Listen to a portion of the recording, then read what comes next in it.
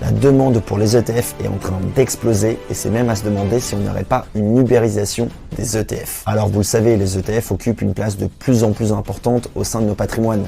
Ils comptent même aujourd'hui plus de 9000 ETF différents sur le marché. Au total d'encours d'environ 12 000 milliards de dollars, eh bien les ETF représentent à peu près 11% des montants gérés dans le monde.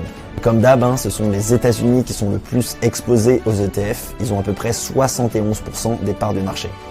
Et parmi tous les ETF, on va pas se mentir, la majorité sont des ETF actions, environ 75%, mais on a aussi un petit peu d'ETF obligataires qui représentent à peu près 20% des ETF émis.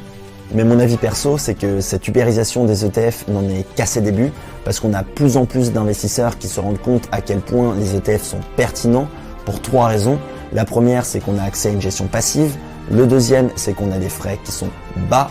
Et 3, c'est que dans 85%, les ETF présentent une stratégie d'investissement gagnante.